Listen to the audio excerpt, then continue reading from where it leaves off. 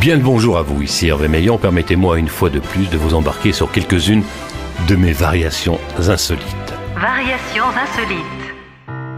Être toujours en retard est-il dû à notre côté un peu sadique ou encore à de la provocation réfléchie ou à la procrastination, qui est la maladie de toujours remettre au lendemain ce que l'on peut faire le jour même.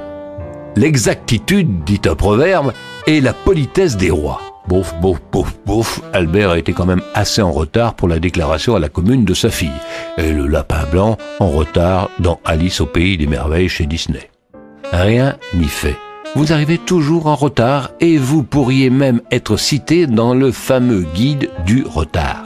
Au boulot, au resto, au repas de famille, vous êtes toujours à la bourre avec toujours de bonnes raisons que vous regrettez bien sûr. Oui, mais le bus s'arrêtait à tous les feux rouges. Et Waze m'a fait prendre une route trop longue. Seuls ceux qui prennent le train ont une bonne excuse, car effectivement, la SNCB devrait à coup sûr suivre une thérapie parce que leurs trains ont tendance à dérailler avec les horloges. Leurs aiguilles se trompent souvent d'aiguillage. Essayez, mesdames, messieurs, de vous retrouver au travers de ces réflexions. Et quand je dois partir, je me rends compte que j'ai plein de choses à faire. Vider le lave-vaisselle, remettre les coussins en ordre, refaire le lit, sortir le linge. Puis il y a les spécialistes du quart d'heure de retard.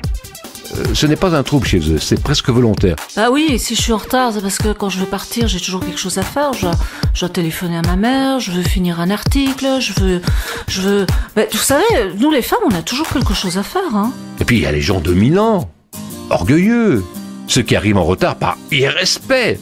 Le fait d'attendre est insupportable pour eux et du coup, ils font attendre tout le monde. Ce sont quand même eux les plus gros couillons. Le retard est aussi un fait social. Au sud, on est réputé pour prendre son temps. Au nord, pour arriver plus à l'heure. Les Japonais sont si nombreux que chacun peut prendre le temps de l'efficacité. Au Brésil, momentino, un petit moment, s'éternise forcément. Au Maroc, lorsqu'ils disent « je suis là dans 15 minutes comme ça », alors là, vous pouvez vous inquiéter, le comme ça n'est pas quantifiable. 10 minutes, 10 heures, 10 jours, 10 mois. Le retard, un fait social probablement un peu pathologique chez certains, peut se soigner, avec plus ou moins de difficultés. Mais soyez-en sûrs, le stress et la rapidité, la compétitivité et la ponctualité sont clairement les objectifs de notre culture capitaliste, avec ses objectifs du rendement. La rapidité est très valorisée dans notre société, et quand tu es lent, tu es mauvais. Le télétravail que la pandémie a mis à l'honneur ne plaît pas à certains employeurs qui ne peuvent contrôler le retard de leurs employés. Mais par contre, les champions du retard sont satisfaits car ils peuvent être au travail au saut du lit et en pyjama. Ne soyons pas pressés. Il faudra toujours 9 mois pour faire un enfant.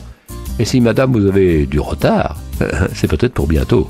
Les amis, à l'ultime moment de notre vie, espérons être en retard.